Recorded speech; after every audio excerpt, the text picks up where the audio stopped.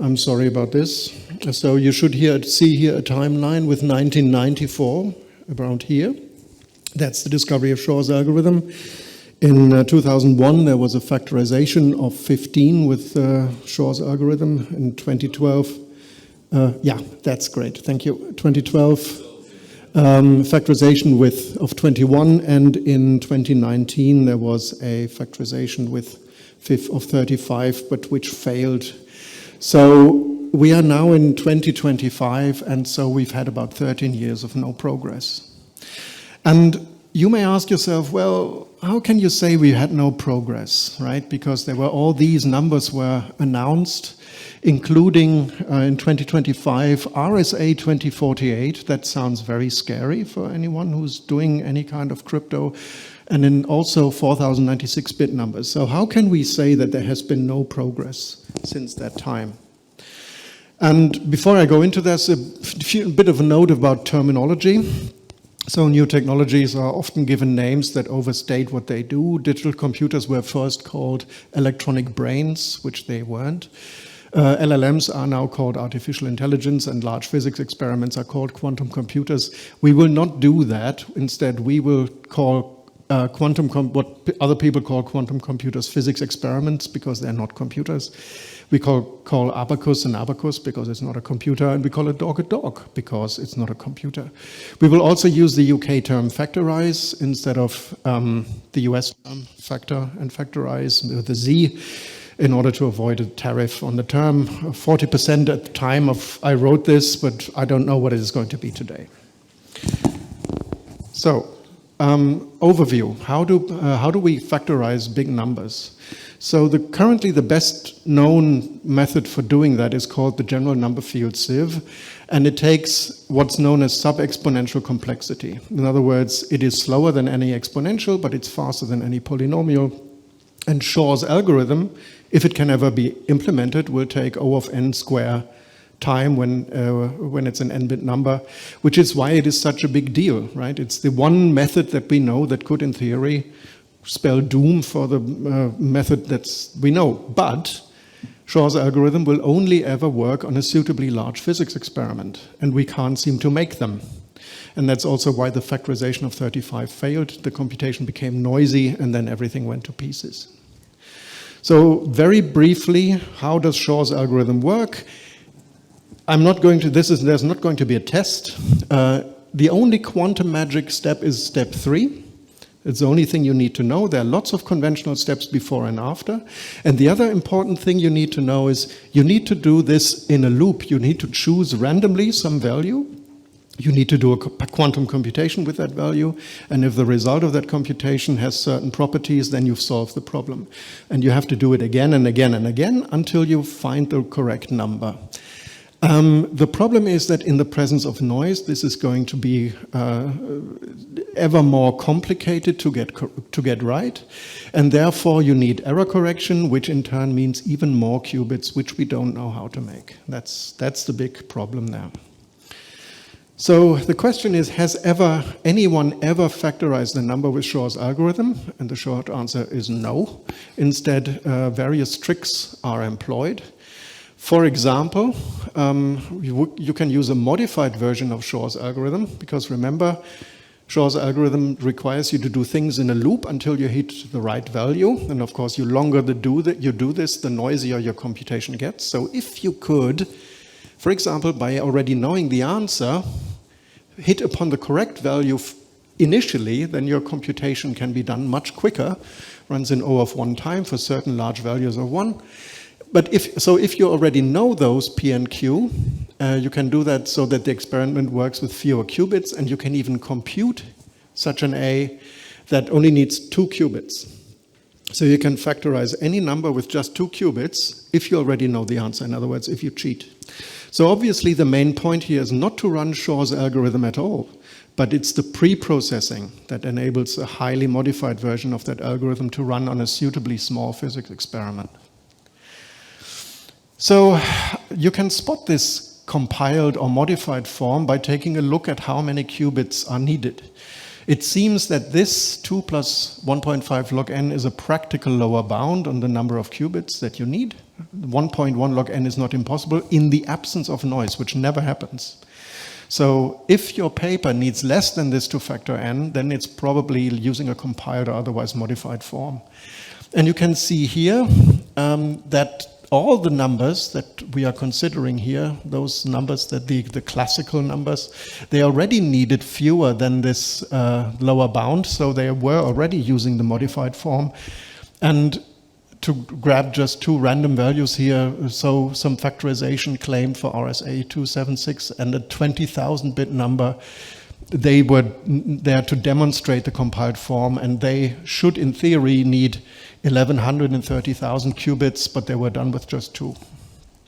So another trick is to use trivially factorized values with something, for example, that we call the Callas normal form, after John Callas, who first described it, named by us, not by him. And that was the form used to claim the factorization of 2046-bit numbers this year. It's very obviously easily detected on a digital computer, because once you recover M and N, you recover P and Q fairly easily. And these values will never be generated by a proper RSA key generation routine. As a bonus, in the paper, one of the factors was in fact 3. So that makes factorization somewhat easier, I would say. So the next trick is to make factorization depend only on a few bits. So here's a number that was factorized this year with a D-Wave computer. Here is the smaller of the 2 prime factors, and here's the larger of the 2 prime factors. So smaller, larger, smaller, larger. You can probably see what's going on, right? So the point is that the difference between those prime factors is very small, and then you can perform the factorization just using a square root calculation. So the quotation here is that instead of waiting for the hardware to improve by yet further orders of magnitude, researchers began inventing better and better tricks for factorizing numbers by exploiting their hidden structure. And this is exactly what's happening here. And we call such numbers sleight of hand numbers because they resemble magic tricks. And of course, when always in the magic tricks, you marvel, right? You're entranced, but you also should always worry or always wonder where the magic is happening. And that's what we're going to do. Another trick that you can use is pre-processing, where you transform the problem being factorized into an entirely different form or even a different problem. You can use compiled or modified form of Shor's algorithm. You can do other kinds of pre-processing where you can reduce the number of qubits. You can transform a factorization to a minimization problem so that you can use what's known as a D-Wave computer. That's a quantum annealing device that you can use for optimization problems. The interesting thing about the D-Wave is that at this point, nobody even knows whether it has any kind of speed advantage over a conventional computer. Nobody can tell that. We call those stunt factorization. And the D-Wave paper here uses both sleight of hand numbers and stunt factorizations at the same time, so you can combine those to get even better publication credit. You can also extend previous results. So for example, the factorization of 143, which was already a stunt factorization, that was extended and extended and extended to ever larger numbers. So you don't have to do the work yourself when you already know the answer. So here is the corrected timeline of quantum factorizations. So we've got in 1994 the discovery of Shor's algorithm, and we've got basically today. So there's nothing really happened. Yes, please. Just out of curiosity, I've certainly seen, I've certainly seen physics experiments applied to other problems where Yes. they claim to have more than 2 qubits. Mm-hmm. Has the fact that the original 15s and 31s were a cheat, but people believe it, have they just never gone back and actually tried to do a not cheating version of this? That's a very good question for 2 reasons. First of all, I wanted to emphasize, and I'm going to emphasize this later, I'm not dumping on those 3 factorization attempts because they were genuine attempts at proof of concept. And therefore they get a pass because they may have used some trickery, but they were never designed to be any kind of I mean, nobody believes that being able to factorize 15 is a danger to RSA, right? Nobody does that. So they get a pass. But as far as I'm aware, and I was wondering the same thing, so Shor's algorithm, to my knowledge, has never been fully implemented even on a toy number. That's my state of knowledge. I don't know if that's actually true. There might be some article in an obscure journal, but I don't know. Or we don't know, actually. So the question was, you couldn't get it published because everybody believes it, and it's probably true, yeah.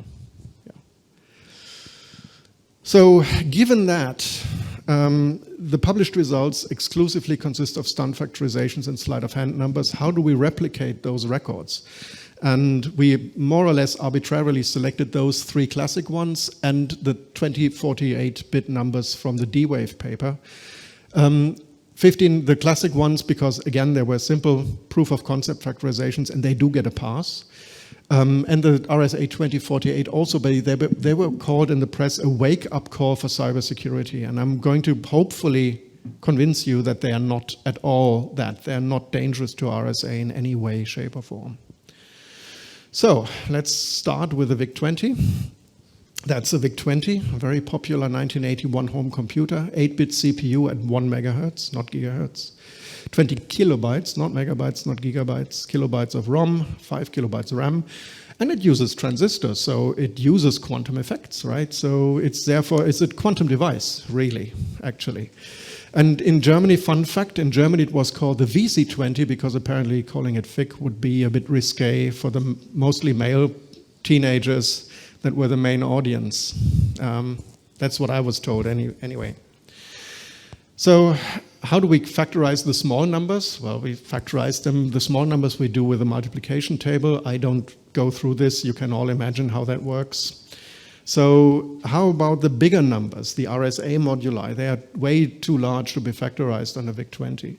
So, but those moduli, they weren't random real RSA moduli. They were chosen sleight of hand numbers so that the factors were close together. In other words, the factors will be close to the square root of n. And then we're lucky because a guy called John von Neumann, who you may have heard of, invented an integer square root algorithm, apparently created for use with an abacus and adapted it to the ADVAC in 1945. And that was then translated by Henry Warren in a book called Hacker's Delight into modern notation. And the cool thing about this algorithm is it needs neither multiplication nor division, which is good because the VIC-20 doesn't have those. The 6502 has neither instruction. So I implemented this and I factorized those moduli, those 10 moduli. Here a bit of statistics. It was 427 lines of assembly code, so very compact. 704 bytes when it was assembled, including the modulus to be factorized. So very, very efficient. And it was so efficient also in terms of RAM that you could put Wasmon or even Microsoft Basic in it on top of all of that. That would be nice. And you can do all this with a bare 6502 kit for $89. I could write it in Rust as well. That's true. I could write it in Rust. True.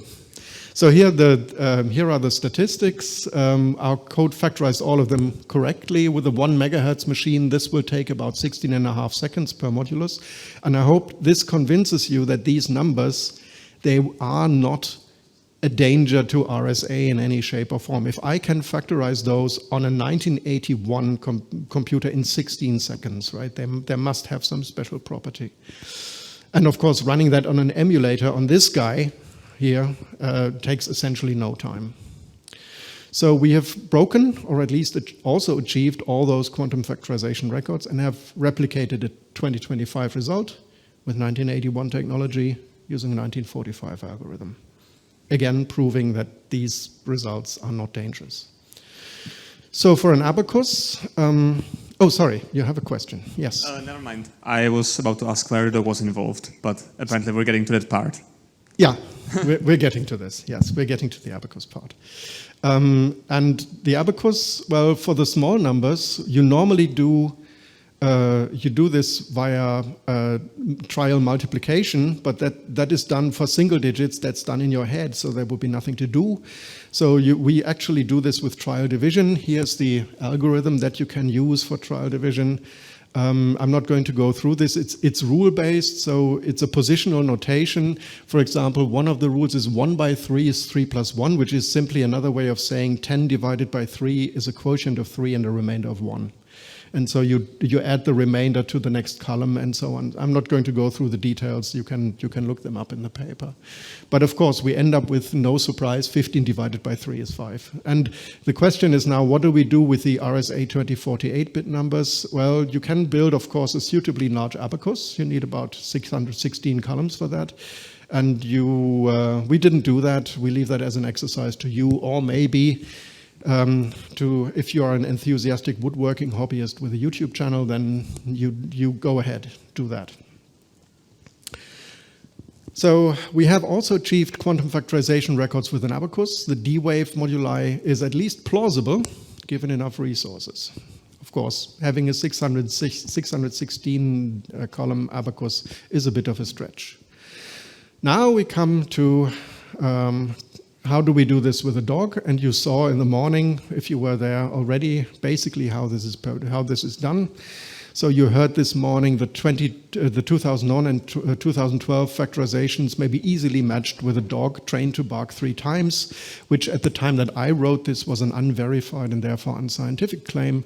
So we therefore took a recently calibrated reference dog called Scribble and had him bark 3 times, thereby simultaneously factorizing both 15 and 21.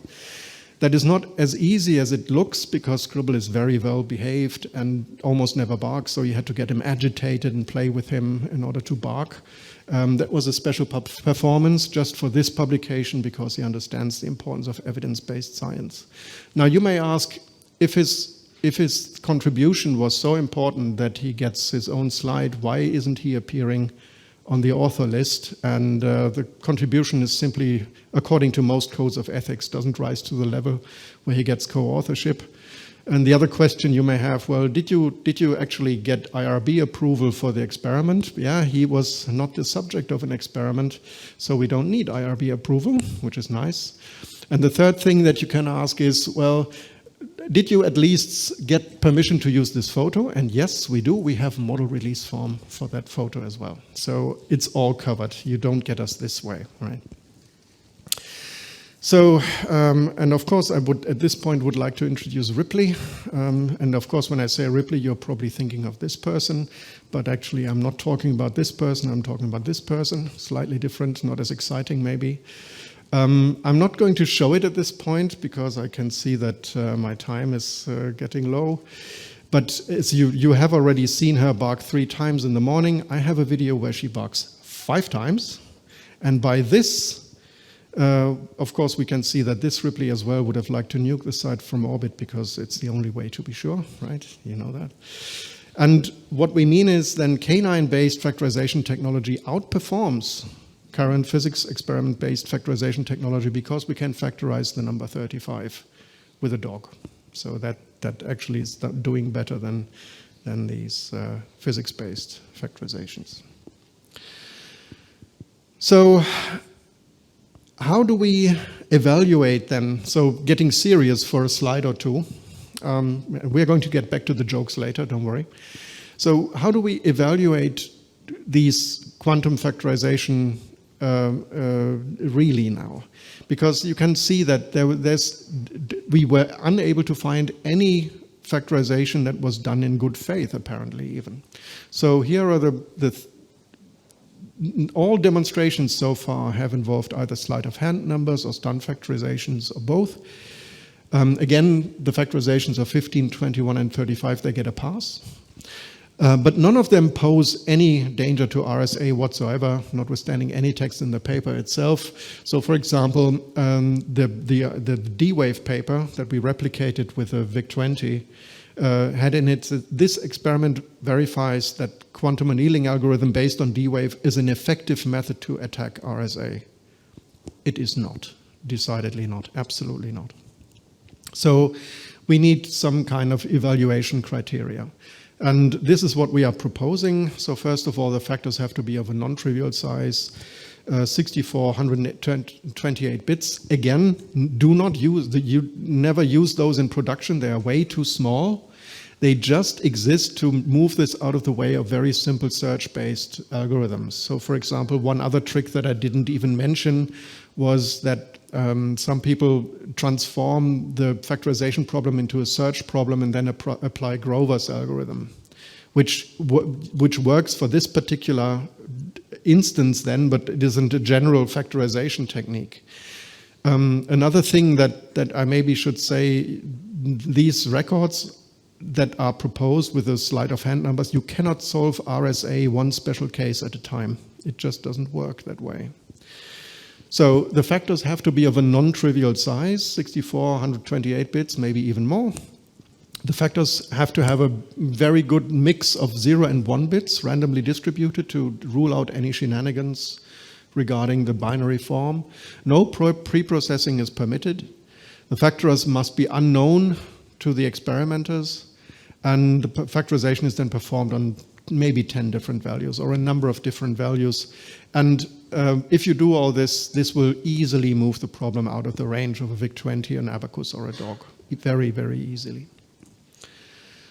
So, getting back to the jokes, future work. So in a recent paper, there was evidence of entanglement in other mammals, not just dogs. So that would open up, of course, an entirely new research field, which would be great. And of course, these are the mammals in question, and you can entangle them fairly easily because the disentanglement is very hard actually. So entangling those should be easy. You just have to have thousands of them in one place in order to factorize suitably large numbers. But again, we leave that as an open problem.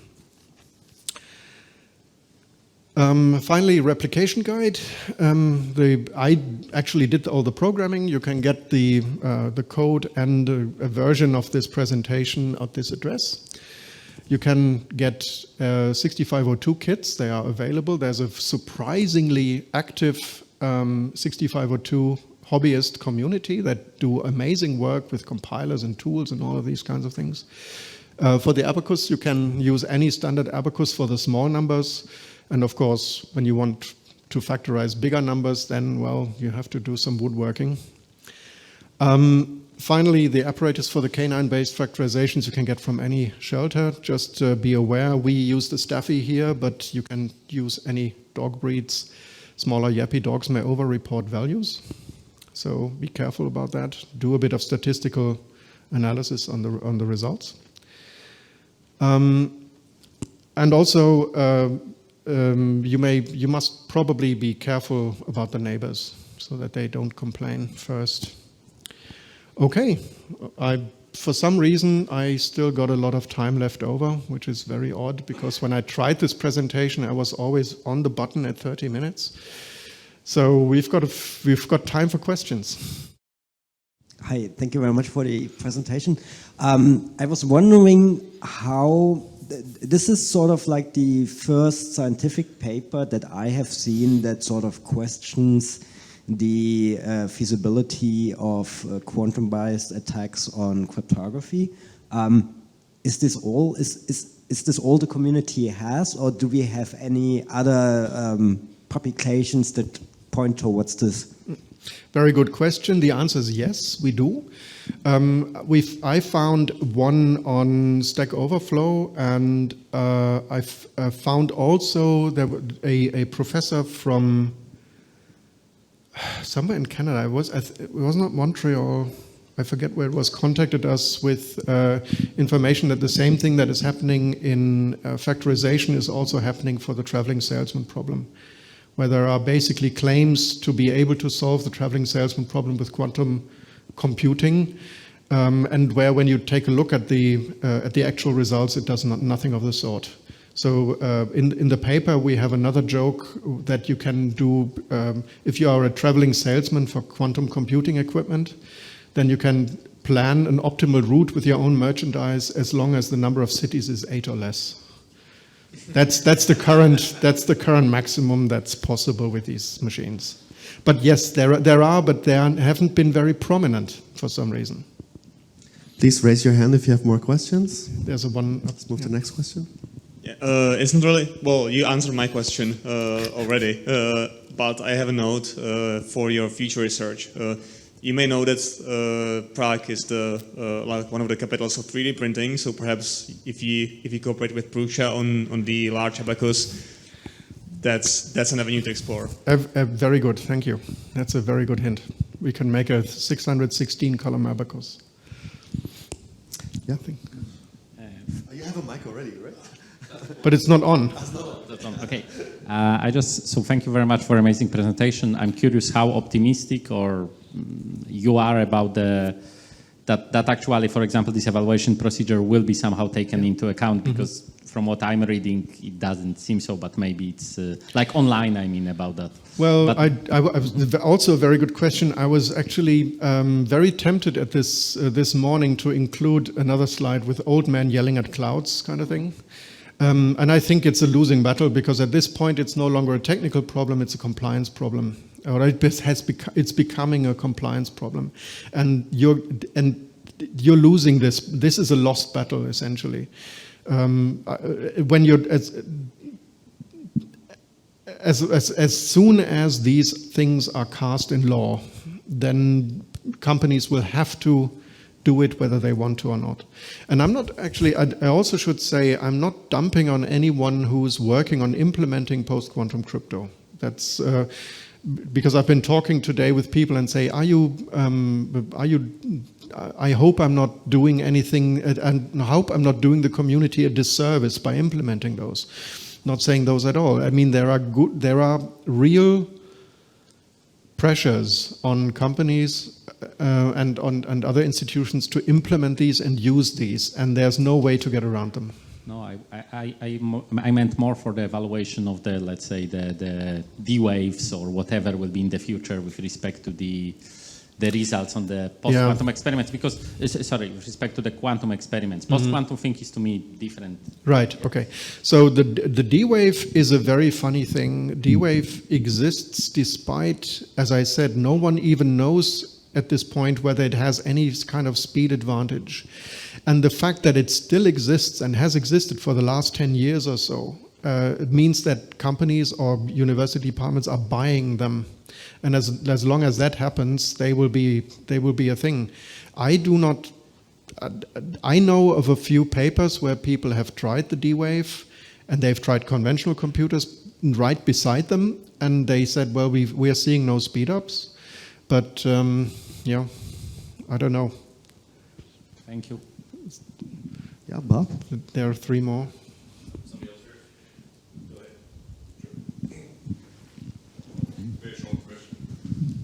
Is your nomenclature of physics experiment in some form or fashion a function of the number of qubits? Will it change if you have 1,000 qubits, 100,000, or never? Well, the point where what makes it a physics experiment is the time to set it up.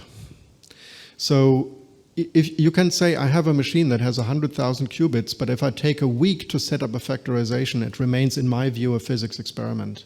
Just like the early computers weren't really computers as we would call them now, because it takes so long to set them up. But of course, the more qubits you have, I would assume, would make setting up the problems also easier. But I'm not sure if that's actually true. But once we're talking about 1,000 or 2,000 or 3,000 fully entangled qubits, I think we can do away with the term physics experiment for the time being. That's my opinion, yeah. Okay, I'm afraid we'll have to take the further questions offline, so let's thank the speaker again. Thank you, Stephan.